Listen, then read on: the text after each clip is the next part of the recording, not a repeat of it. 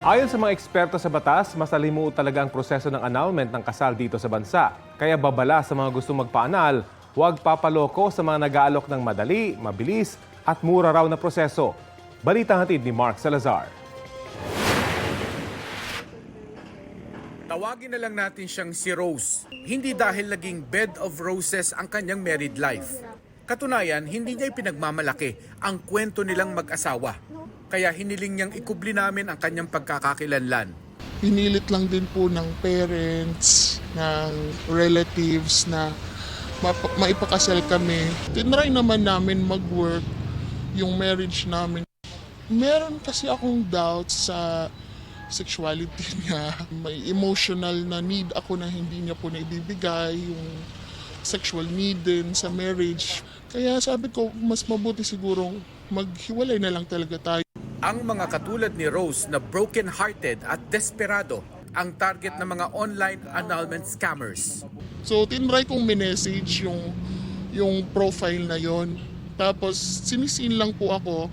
Tinry ko, pwede po ba mag-video call para ma-sure ko lang po na kayo yung didepositohan ko nung initial payment. Ayaw pong sagutin yung video call. Magkano po ang bayad dapat? Ang sabi po niya, 65,000 daw po, 3 to 4 months.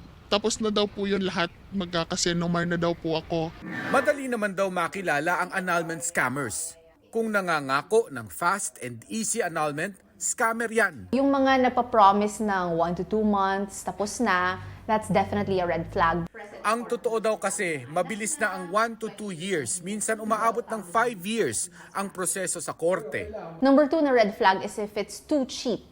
If it's like less than 100,000 pesos, most likely it's a scam. And the reason why it's mahal is because lawyers go through so much preparation, so much has to be done para ma-successful yung annulment petition mo. Ang kalakaran sa mga legit na family lawyer ay 180,000 pesos sa probinsya, 250 to 600,000 naman sa Metro Manila. Pinakapaboritong biktima raw ng mga annulment scammer ang mga OFW. Sila raw kasi ang kumakagat agad sa pangakong non-appearance sa korte. If sinabi na non-appearance, you don't have to worry about it, then that's absolutely a red flag right there. Hindi yan legit na lawyer ang kausap mo. Kung OFW ka naman, kailangan mo pa rin umattend ng court hearing via video conference sa konsulado o embahada natin. Tama nga ang kasabihang ang pag-aasawa ay hindi parang kaning isinubo na iluluwa kapag napaso. At maniwala raw kayong hindi madaling magluwa. Kung meron kang kahit konti lang na doubt na ready na ba ako o kaya ko na ba to o magiging masaya ba ako sa taong to, siguro pag-isipan mo muna. Mark Salazar, nagbabalita para sa GMA Integrated News. Kapuso, alamin ang maiinit na balita. Bisitahin at mag-subscribe sa GMA Integrated News sa YouTube.